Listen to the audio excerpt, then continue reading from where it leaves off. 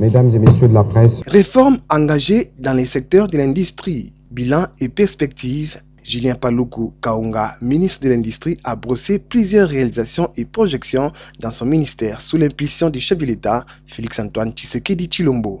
C'était au cours d'un briefing presse organisé par le ministre de la Communication et Médias, Patrick Mouya Katembwe. Les pays n'avaient pas de politique industrielle. Parce qu'en fait, on ne peut pas diriger un secteur sans qu'il y ait une politique qui constitue en fait la boussole à suivre, les axes fondamentaux, les instruments de travail. Et nous nous sommes mis au travail. Donc le premier élément, là j'entre dans les fondamentaux du ministère, c'est de doter les pays pour la première fois de sa politique industrielle. Et on a une politique, mais il faut qu'on la mette en œuvre. C'est comme ça qu'on a élaboré en 2021 le plan directeur d'industrialisation, qui est un instrument de mise en œuvre de la politique industrielle et qui a 6 composantes principales, parce que nous nous sommes dit, ce pays ici, tellement qu'il est grand, il est déjà subdivisé, il faut qu'il y ait un plan maintenant de mise en œuvre de cette politique. Nous avons commencé par la zone pilote de Maluku, dont la création date de 2012. Et tout le monde a été témoin, effectivement, des premiers résultats de la zone de Maluku avec l'inauguration par le président de la République de la première usine qui est sortie des cendres depuis 2012. C'est l'usine de fabrication de carreaux et de faïences. Elle a une capacité de 50 000 mètres carrés par jour.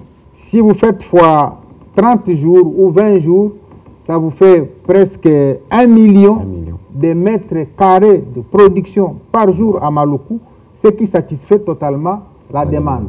Le patron de la communication congolaise a quant à lui répondu à la question d'actualité sur la déclaration commune de quelques candidats présidents de l'opposition demandant un dialogue. Je suis le premier qui dit ici que nos amis de l'opposition doivent quitter la périphérie pour venir challenger justement notre stratégie industrielle avec les zones économiques spéciales reparties dans les territoires, tout ce que nous faisons dans le cadre de l'industrie du cobalt, de la chaîne de production qui va mêler plusieurs pays africains. C'est cela les débats de fond.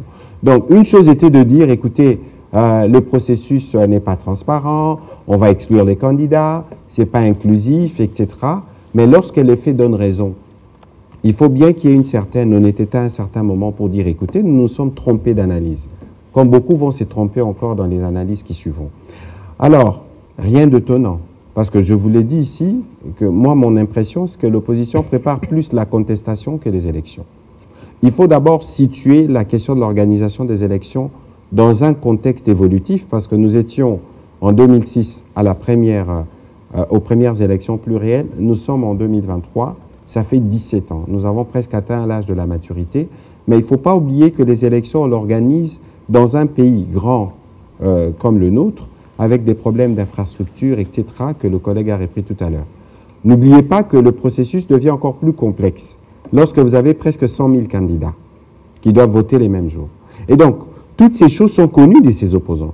Et donc, c'est illusoire de penser que nous aurons des élections parfaites à 1000% au regard justement de l'attitude, notamment de leur attitude vis-à-vis de la commission électorale indépendante. C'est bien qu'ils veulent le dialogue parce que nous voulons le dialogue, mais devant le peuple congolais.